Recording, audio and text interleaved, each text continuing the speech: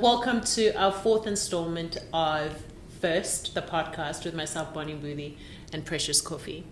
We just want to thank you for all the feedback that we're receiving from you. Yes. We're so blessed and we just feel so welcomed by you. And we want you to know that this is our podcast. It's yours as much as it's ours. So we love hearing from you and we'd love to know what you want to talk about.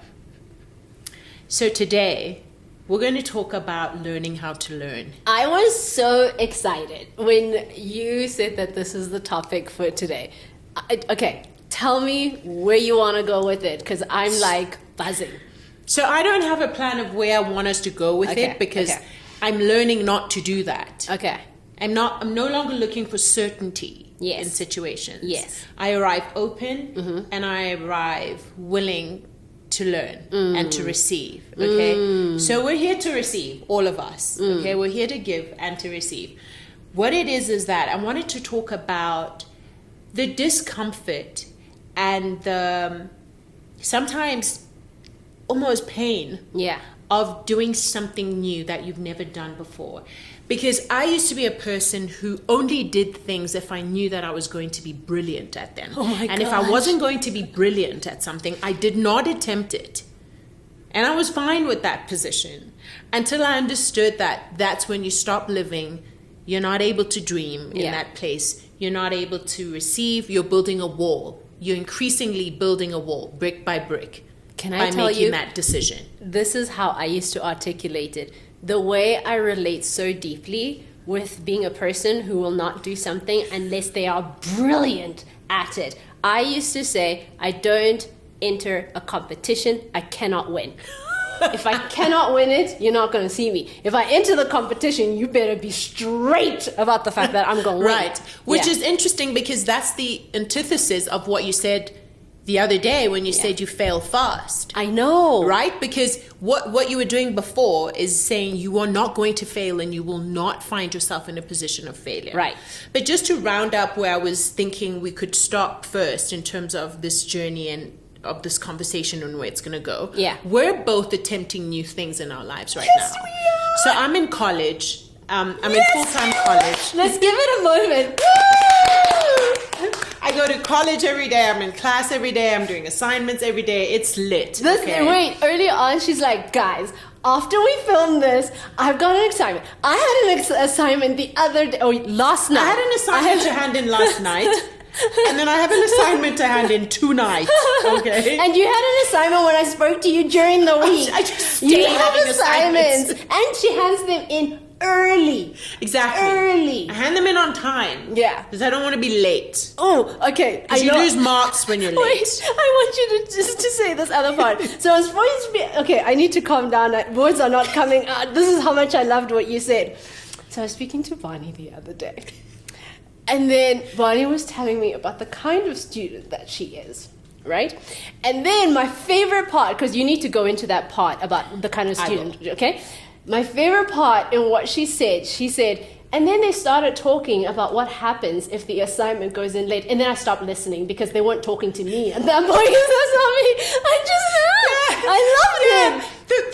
The lecturer was talking about, this is what happens if your assignment is late. I will do blah, blah, blah, blah, blah, blah. And what did you say? I just stopped listening. Yes. Because I was like, that is not going to be me. That does not apply to me. That is not my reality. Yes. I cannot afford that reality. Yes. So I'm not going to listen to what it means. Right? Yes. So I was like, I love the student that I am now. Yes. As opposed to the student I was in school and when I attempted college many years ago. Okay, let's get into that and let me do a little something. So as we get into that, tell me, what kind of student were you grade 12? Grade 12, Bonnie. I was gangster. Explain. At school. What is I was gangster? just a gangster. Like what? Okay, so remember in one of the episodes previously, I touched on the fact that I had a tough childhood. Yes. So aspects of that childhood had really colored my way of learning and my way of seeing the world. And that trauma had started to affect how vulnerable I was willing to be. And if I even believed there was something still out there for me to learn. Two things. It colored the way that I you learned. learn. And you mentioned vulnerability regarding learning. Yeah. Okay, take us to those two places. Well, I just didn't welcome new information. Oh, that's deep. Because I think that it's an affectation of survival. When you're in survival mode, it's hard for you to believe that there's something out there that you still need to know and understand. Because you're surviving. You're being resourceful all the time. You are finding ways to maneuver through the tightest spots. And I feel like, well, let me talk about me because I'm not a psychologist, so I cannot speak for everybody. Yeah. But what it felt like is that it felt like something in my mind closed to new information. And I could only work with the information I already had. Wrestling in this tiny spot of information that I already have. Okay, so then how did it manifest when you are in the classroom, you're in grade 12, how do you show up as Bonnie in that moment? I'm bored and I'm a know-it-all. I'm bored. Because you can't teach me anything. You can't teach me. You I can't already tell know me. You can't everything tell- I need to know. Also, there's also in subconscious something that's going, life has dealt me some hard knocks. What does it want from me now? What more? What more do you more want must me to happen get? now? What more? I'm 18. What do you want? I'm 18 and I'm finished. Yeah, I'm finished. I'm tired, with it. I'm tired. Can you imagine? Right? At 18. It was that. Yeah. Right? So we're both now at this place where I'm in college. You are, young lady. First of all, Give it to me. give it to me. Tell the people. First of all, tell the Precious people what Coffee, I'm doing. Tell you've the done it again. Ahead of your time. Yes. So here's another thing that I wanted to celebrate you about. Thank so you. you have a pioneering spirit. And you're always pioneering. I'm having a hard time not enjoying this because I'm enjoying it so You better much. bask in it and I'm enjoy it. freaking So you have a enjoying pioneering it. spirit. You're Yeah. always pioneering. In big ways, in small ways. But I've noticed how you welcome situations and you call to yourself situations that require you to pioneer. Which is actually incredible. It's I've just never incredible looked at it to that watch. I Yeah. learned so much from it and I'm just always inspired by it. So Precious has broken into tech sales in the aerospace field. Okay, Not just anywhere. in the US. Cut! Damn it! Cut! Damn it! I just oof. I'm eating it up because I'm so proud of myself. I'm so proud Aren't of myself. you? I'm so deeply proud of myself. I'm so proud of us. Every time when I'm coming back from work and I'm going, you're like, oh, so sorry. I got 4 A's. I got 7 A's now. And I'm like, you had 4 A's yesterday. How is it? By the way, I stay collecting these A's. Okay. Let's do it. I just want to note something. Yeah. So there's this wave that's happened in my home because As a result. of this journey I'm on. Yeah. My boys are watching me hustle, Yes. study. Yeah. So I've gone from going, it's in the homework, we answer the homework. Yeah. What's these grades you're getting? Da, da, da, da. To me, coming home and hitting the books. You're like, studying. bruh, your homework, I'm yeah, like, bruh, your I've got an homework assignment is that's your due. homework. I'm handing in assignments. I'm getting back the results. Yeah. And I'm flexing in the house going, what? Look at this A. And another one. And then I another one. noticed my boys Yeah. have shifted gear. What are they doing? They were like the other day, my eldest said to me, Mom, can we get a bigger dining room table so that we can all study together in the evenings after we've had dinner? Let's go. So that we can turn the dinner table into a study table. Let's go! But we all do it together because it's really feels good to do it all together. And I was like, yeah, great idea. So now I'm on Facebook Marketplace looking for a massive dining room yes, table. because you must. You're an academic family. Yes, you're we're a family. scholars. You're a family that We're studies. scholarly. You know what do they say? Families that what together? Oh, pray together, stay together, Right. Study together, Grow stay together. Oh, I love that. Right? Study together, grow together. Yes, I and then like I've that. noticed that they've started pushing themselves harder. Because mom's doing it. And now we're competing with marks Let's and grades. go. It's so it's infectious. I love this. So it's interesting, just in terms of as a parent, watching myself say to my kids, do as I do, not as I say. Beautiful. Before you were like a guidance counselor, right? Yeah. Right? You were checking in and also guiding and motivating, you know. And low-key from the place. judgmental. Because you're like... TV, it didn't know homework.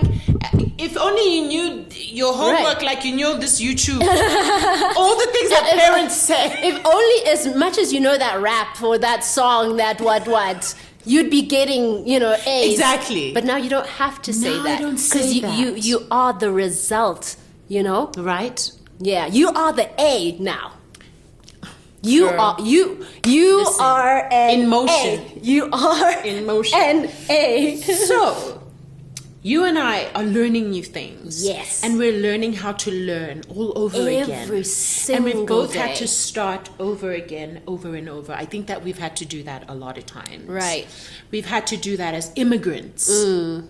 We've had to do that as parents. We've had to do that as women who were previously married. Like, we've had to do this so many times. Tell me about your top 3 ways that you've had to reacclimate your mind and recalibrate yourself to understanding how to learn. So essentially how I learned how to learn. I want to say again, but I don't think I ever quite clocked it in as to how do you learn. So this is where it started for me, right? Firstly, at the beginning of this year, I was like, I gotta do something. Like, I gotta pivot. I mainly wanted to, I'm in so many places at once, but let me be at one place. I have this vision that I've had for the last 3 years that when I'm 42, I'm going to be running my own tech or simply SaaS solution product for the aerospace industry, right? So this was from 3 years ago. Did you hear that? Wow. So this was the vision, right? And I lived in it and I engulfed in it and I tried some things at that time, right? Okay. I tried to go to school for aerospace. I tried. It just didn't work out with timing, with being a parent. It just didn't work out at that time. And I was quite bummed about it, to be honest with you. And then it got to a point where I kept on trying the last 3 years. And then I got to a point where I was like, maybe I'm not smart enough for tech. Maybe I'm not smart enough for even the aerospace industry. Like, and it's so tight, specifically the aerospace industry. It's like it's hard. It's hard to get in there, right?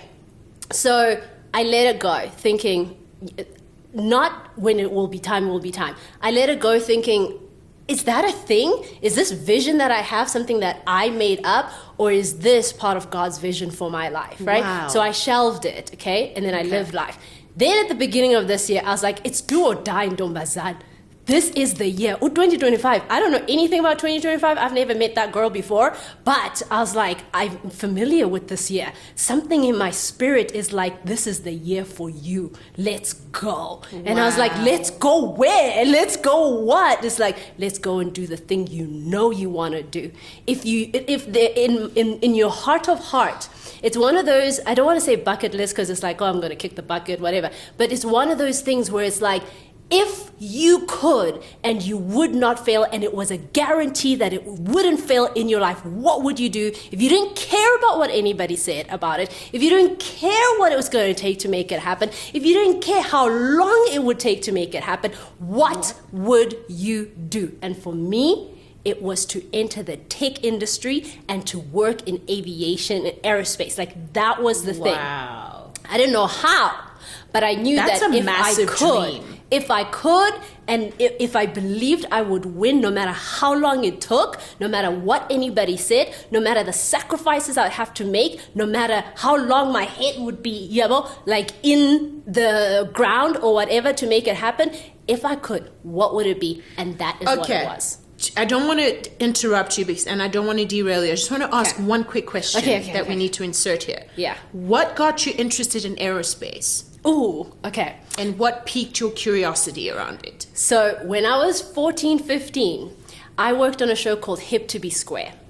I remember that show. Yeah. Mark Shuttleworth, first African in space. Yeah. Now, I got to meet Mark Shuttleworth because the Shuttleworth Foundation was involved in making Hip to Be Square, I think. ESCOM, Shuttleworth Foundation, right? So now this was my first full-time job on television, like not adverts, just like full-time. You need to clock in to work at this time, you know? Okay. And so when I got an opportunity to not only meet Mark, but to have a conversation with him, it was one of those things where I was like, how? How does he have these dreams? How does he have these goals? Why would anyone want to go into space? And so the more I spoke to him, I was like, is this possible for me? It was kind of like the same thing with art. You question, you're like, is this a thing? So he piqued an interest regarding space, right? And I was like, wow. I think I would like to go to space. But then I also Can I interrupt you for Yes, a second? I just remembered. Do you know what my assignment is about tonight? The one Not that space. It is about space. No, it's not. It's about space study and space travel. No, it's not. It is, and I don't know what's going on right now, but like, yeah, please continue. Okay. So then he piqued that interest in me, right? And then I also saw, because we got to go on these road shows and things, I saw how children responded to Mark, not because he was some celebrity, right? Yeah. I don't know if people knew of him before me, and I didn't know who this man was until he was the first African in space. I didn't know who he was, right? It wasn't because he was a celebrity, essentially. It was because he's a man who's gone to space. And the way children were like fanning, like he's some rock star. It was just the most amazing thing. I know. I was one of those children. I also became fascinated. Just when you told the stories of like how it felt when he came back onto, I say Earth. Yes, it is Earth. So when he came back, learning to walk again, all these things, I was like, what is this experience? Wow. So to me, like that exposure that I got from Mark Shuttleworth and also the Shuttleworth Foundation through Hip to Be Square, right? This first job that I had on television, it just was like, is that possible for me? That's so. I also just want to pause here to say shout out to the producers of Hip to Be Square. Shout out to the Mark Shuttleworth Foundation. Shout out to Mark Shuttleworth. Yes. Because I think that people don't realize the impact that they have in a moment and how the trajectory of that impact travels throughout a person's life and catapults them to a place that they never imagined that they could be. And then those people forget that they were part of that trigger. Because they were just being themselves, maybe. Yes. Maybe they were just doing their job. To them, or it they was were just like walking in their purpose. Right. But sometimes people are unaware that their purpose is positively impacting somebody else's years potential. And generations to come. Yes, because now I'm 38. So do the math. You're in school. I'm not going to do the math. You do the math. I was 14. So you said shout out to the producers, and I want to speak about my producer at Hip to Be Square, right? Awesome. Because this is the man that instilled this word curiosity into my head. Who's the man? Don't ask me names now, because I know him and his wife. They're so amazing, and I'm terrible. We will find them. We will find them, and we will shout out them. Forgive me. It was many, many years ago. Oh my gosh, it's literally at the top of my tongue, a tip of my tongue, but I can't. Anyway, so what Hugh. Oh, if it's not Hugh, then I'm wrong. So what he then said to me, because he had to basically not mold, but mentor me. Yeah. Right? To doing live television. So he's live television is a beast. This is his name. Yes. So he had to mentor me, right? And he would say things to me about just stay curious, be open, just be curious. Because I would be nervous, like, what am I going to ask? What am I going to say? Should I have a script? And he goes, use it as a guideline, but just go out there and be interested. Just be interested and curious. So he gave me this word, right? I believe I was before, but I feel like he gave me a word so I can call a thing, and then I can explore that thing, which is curiosity. And that's what aerospace is for me. This is what tech is for me, is curiosity. So this vision I have of myself at 42 years old was born out of that 14-year-old's mentality and mind. Remarkable. Because Mark Shuttleworth, tech, and space. Nam, I want that. So You want to go to space of course. It's not want, it's when. It's when. It's when. Okay, so give me your 3 learning how to learn pillars. Learning how to learn pillars. All right. So then at the beginning of this year, this is when I actively started this process. This is what I figured out, that I don't know how to learn hard subjects. When I just went into it and I was like, oh wait, I don't know how to learn things that are difficult, that don't come naturally to, my personality, like talking or whatever, or communication, that kind of thing. So then I realized this is the pillar number 1, is to realize that everyone had to start from somewhere. Einstein wasn't Einstein because there were other people who were Einsteins around Einstein. Does that make sense? Yes. And therefore That makes total sense. Einstein drew from the abilities and the strengths of those Einsteins, right? So then I was like, okay, cool. Whatever I don't know, I can learn from others. Okay. That's what I mean by that. So that was the first pillar, is that mentality for myself. And then number 2, learning takes time. And to be okay with that, right? Breaking it down into chunks. Because I have to utilize this absolutely every day. Like my brain at the end of a workday is going just like that. Because hey, there's so much new information. And mind you, I did a course, I'm prepared for this. Wow. But there's so much new information because there's the tech, né? There's the aerospace industry, and there's sales. All of these things are new to me. So now I gotta learn each. My company is so kind. They literally even put me in a 10-week, massive mastermind, incredible, Like an top immersion. of the line immersion course for the sales aspect. Right? Our founder is a developer. I get to work with him on a day-to-day. So the tech part is alive every single moment. Our colleagues and everyone around us. So now within Aerospace and the conversations that I'm having every day and the self-study that I'm doing is helping me go further and further into aerospace.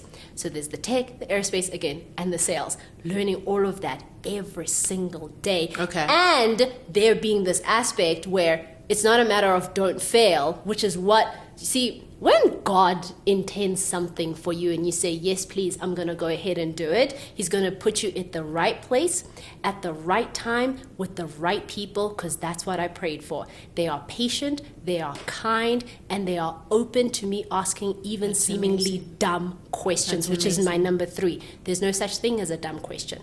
You have a question, ask it.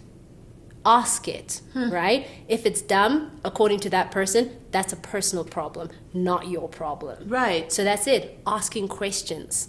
That's what I'm doing right now. Yeah. That's remarkable.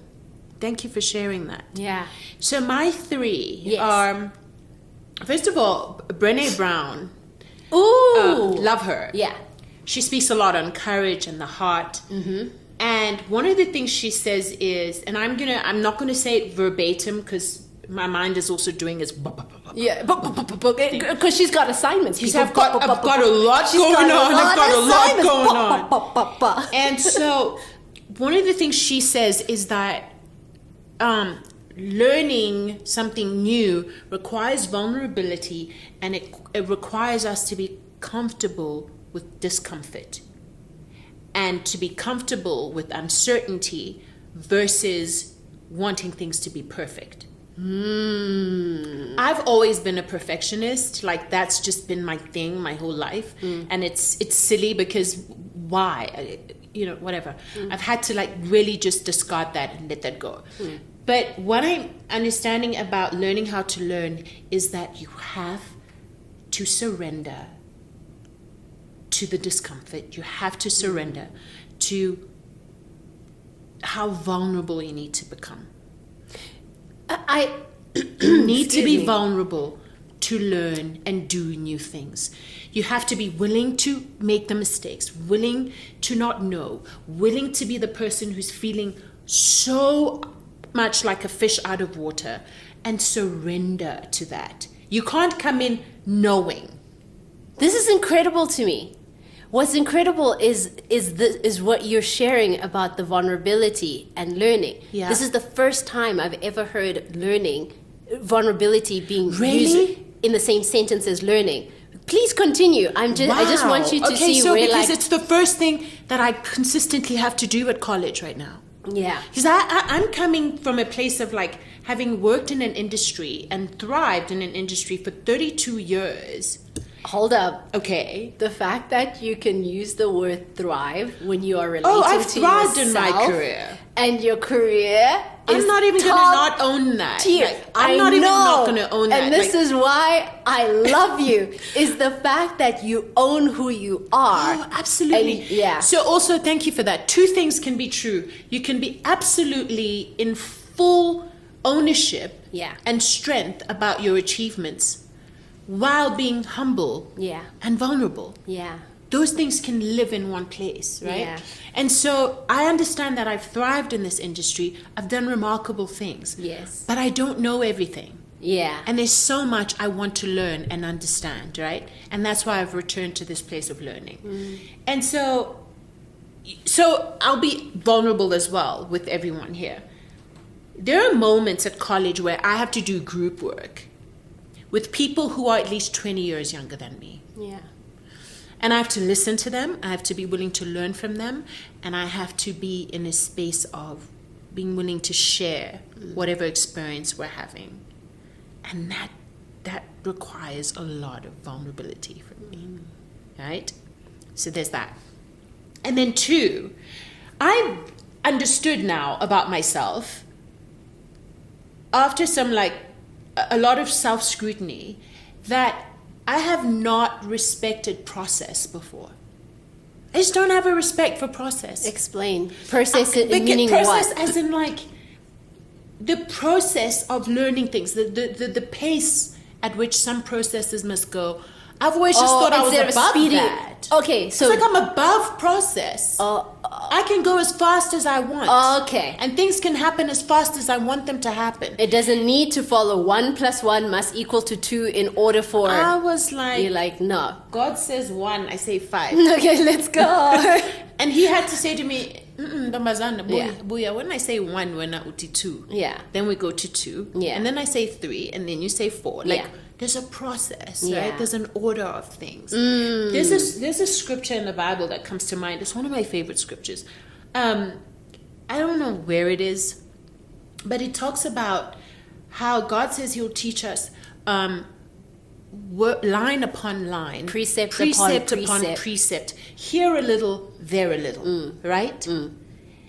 I've come to understand that and just respect that so much, right? And understand that it's a layer upon layer. Isn't it also learning. Freeing? Did it free so you liberating. too? Okay. It did. Yeah. It did. I can see that. But after I had to go through the process of humbling myself. Right. So I had to humble myself to it, right?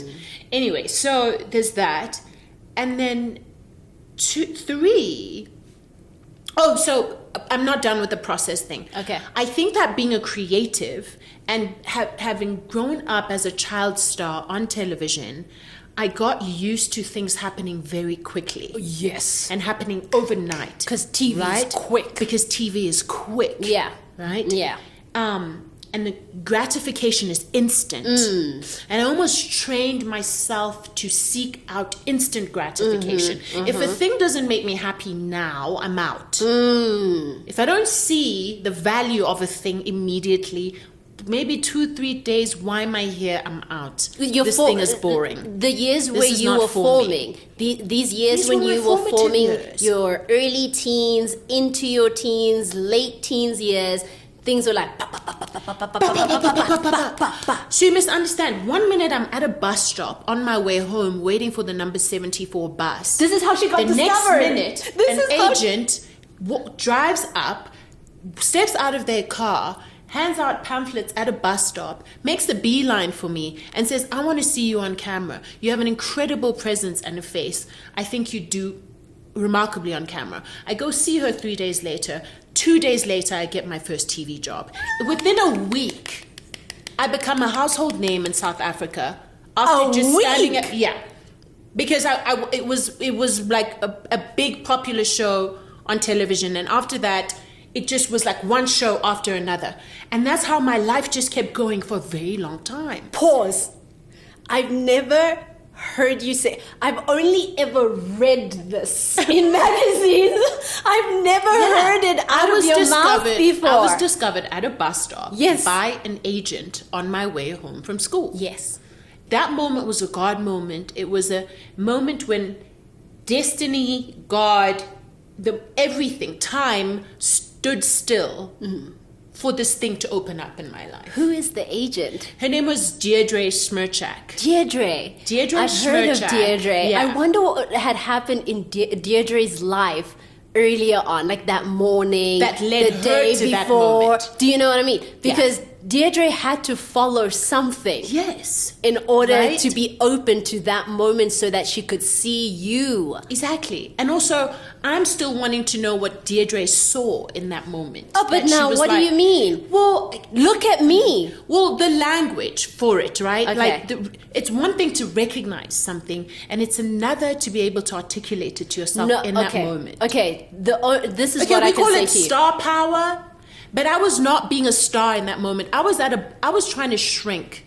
Bonnie, the minute, let me just finish. Okay. The minute she started handing out these pamphlets, I looked at it and it said, "Do you want to be a TV star?" Yeah. Do you know what the first thing I did was? Is I scrunched it up and I put it in my pocket. Why is that? Because I could not imagine or fathom the idea of TV and star and me in the same sentence. But your mother could. Yeah, but that was before my mom knew about it. We're at a bus stop. No, your mother could even before she had the words for it. She said, "No, you my are father. different." Your father. Okay, right. That's a whole thing. That's a whole thing. But what I'm saying is that sometimes destiny will come for you in a moment, despite you. Despite what you're is thinking, meant for you will come to you. Meant for you. Yeah.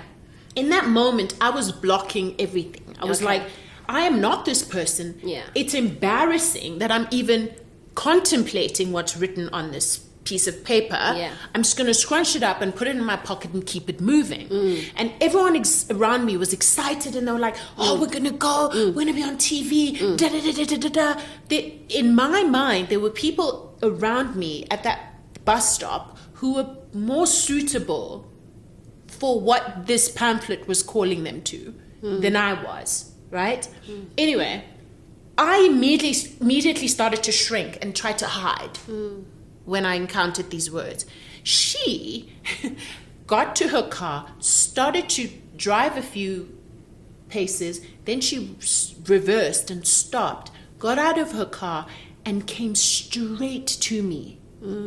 Okay, something's happening. After she had left. There's something happening in Deirdre's life in this. She's like, wait, this girl, let's seal this down. Let's make sure. Mind you, from the time that she handed out this pamphlet to the time that she got to her car, I had stepped further and further into the shadows of the bus stop. I'm trying to shrink. I'm trying to become invisible. Yeah. She made a beeline for me and she said, "There's something about you. I think you would look incredible on screen." Is this the reason why you did go? It's the reason why I did go. Okay. Because she saw me. This is why I'm saying look at me. And look at everyone who's been communicating to you about who you are as they've been watching first. Think about that. Listen to what the people... Because she saw you, and then she placed you in this position, and then we saw what she saw when she saw you. Do you see? Yeah, which is, I mean, I love it and I appreciate it and I'm grateful for it and I don't need to figure it out. I can just be the person in it. Well, I don't think you can. Enjoy it. Good, but I don't think you can figure it out. I don't think it's your business. I don't think I'm supposed to. I don't think it's your business to figure it out. Also, because you're not watching Bonnie. No, I'm not. You're not watching Bonnie. You're not like outside of Bonnie. You are Bonnie. So yes, I'm having to be Bonnie. I'm having to do the work of being Bonnie. You are Bonnie. Right. There we go. I am. Yeah. Right. Case closed. Case closed. Yeah. Thank you for articulating that. So, I never respected process because of how quickly things happened. Like, things like that happened. So gratification was instant, and you could have it that way if you wanted to. Right. That was always my thing. Yeah. Right. And then I went through kind of like my formative years with this sponsoring thought in my mind that was always like, if something was taking a little too long, I was like, no, man, there's another way around this. Yeah. There's another way of doing this. Or maybe I was always it's that not girl. it. There's another way. Or maybe this is not for me. Let me leave this alone. Or, I even did that in relationships. This young bambezela, this thing. No. Oh my gosh, someone said recently how you do one thing is how you do, everything. Yeah. So now because in your career, like it was like, let's go, fast. Gratification. Now you go into relationship, you're like, not gratifying fast enough, bye-bye. Exactly. Yeah, okay. Right? Yeah. So now, fast forward, God calls me into a wilderness. He speaks to me. He teaches me. He opens my mind up to the idea that I don't know how to do process and that he's going to teach me, which is where I'm at right now in my life.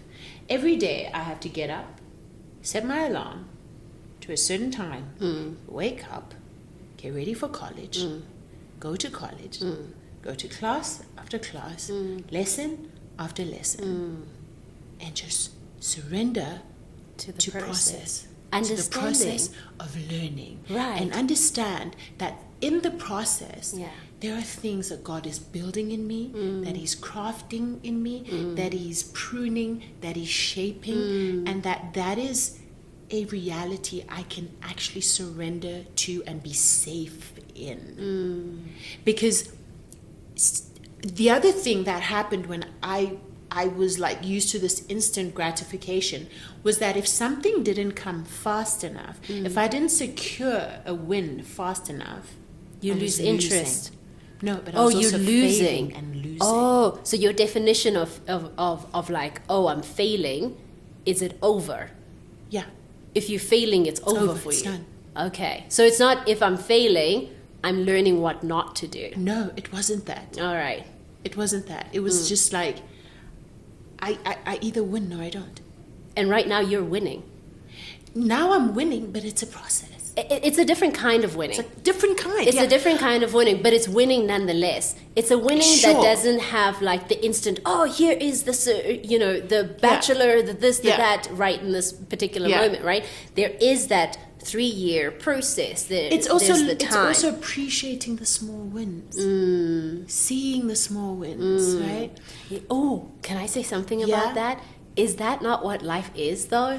Because life is not the big applause in that moment. Life is not the hit show, that there's a moment when that occurs and y'all celebrate and it's a party and it's nice, but that's that one day, right?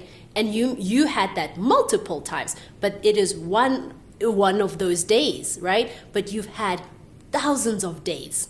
Oh, well, that makes you sound like you're 20 million years old. Maybe I am. Maybe there's an aspect of me that is. But you've had many more days than those specific wins, right? Yeah. Even when you graduate, that's just one day. That's one, it's a big win, but it's that one day. What the actual life is are the many days that led up to that moment. Absolutely. That's where you are living. Exactly. It's what I was saying the other day about form versus substance.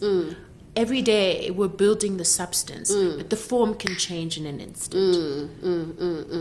You can go from being a college student to graduating in an instant, but it takes time and days and weeks, those and unseen years moments to build the substance. Yeah, right? Those quiet unseen moments where you are living your life. It's so beautiful. It's beautiful. When I think about it, it's so beautiful. I want to even go as far as to say, because this is where I'm at right now, that learning how to learn is learning how to live. For you. For me. Yeah. And that's incredible. Yeah. If you are only wanting to win, and you do not want to surrender to learning how to learn, you're not living. You're doing something else. And it's going to tire you, it's going to burn you out, and you're going to hit a wall. and you're going to have to stop and surrender to what we all have to surrender to in this life. And which is the process. Yeah, it's process. This is so beautiful. Yeah.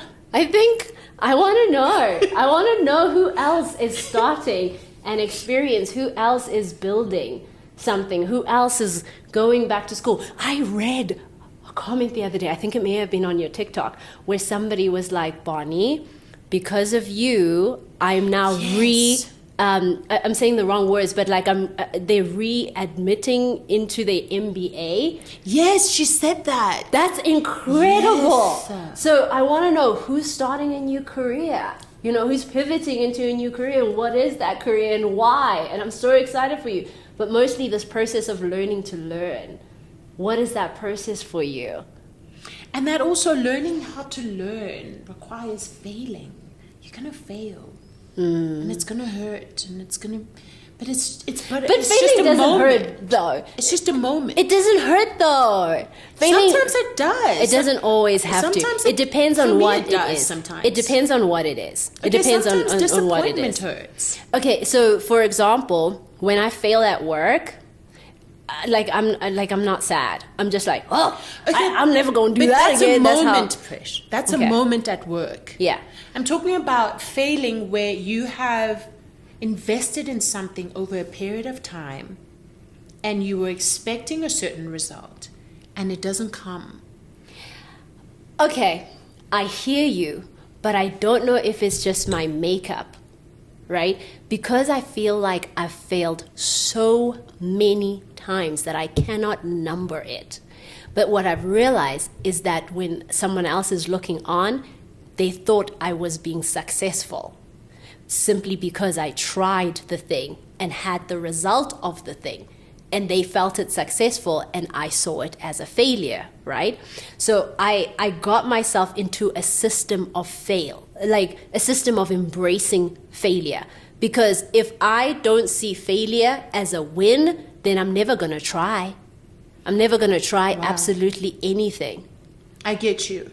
Do you see? I get you. But I just don't know if it's possible to go through life for me, let me say for me, not having an emotion around that moment of failure. There for sure will be an emotion of Yes. like frustration, depending on how deep or big or small or in Yes. between. Absolutely. But I think when you wrap failure in a bow, do you know, and even celebrate failure when it occurs, I think for me, I made that shift a while back. Okay, I need process to do that as well. Okay, of putting failure in a bow. Yeah. Because look at me, why am I always, that's my courage, that's my, Oh yeah, I I still need process to do that as well. Okay. I need to that day feel like, oh, I failed, this sucks, it doesn't feel great. Yeah. I tried so hard, and then maybe 2 days later I'm putting the bow on. It's not exactly. Okay, so for me, I use a 30-second timer. I ain't got that time. I use a 30-second timer and be like, cry and boohoo, done, and then we move on. Nah, Wow, later on. that's- But it's for That's sometimes hardcore. But Maybe that's just you. But then remember how we said, like, sometimes in certain things you're at 100, sometimes you're at a 20, sometimes you're at a 75 in how you feel about a thing. So I think there's eras of my life which are most memorable where I package failure as something that's successful, and those times of my life have worked. Does that make sense? So that's why I welcome failing. As fast as I humanly can. There's aspects in my life where I'm a little bit more cautious regarding that, but slowly instilling this mentality and this behavior for now. It's working for now. Right. It's working for now. I'm still at process. I'm Okay. still at everything is process, and I've got to consistently give myself time to go through the motions. And I deeply respect that. And I also, yeah. I also have to remember that this is a grace I have to extend to my children. If I don't learn this lesson of process, I cannot extend this grace to my children. Yeah. And otherwise, I'm going to do that. You better get up. You better da-da-da, da-da-da, da-da-da. Yeah. And I do not want to be that parent. I I love this so much because the way that I believe in failing fast and failing frequently is also how I instill it in my children. I'm like, bruh, give it a shot. Jump, fall, break. Oh, okay. Then that doesn't work. Right. Do you know what I mean? Right. And I'm like, okay, you want to do the thing? Let's go. Let's do the thing. Let's figure it out. Let's not, just think about it and figure.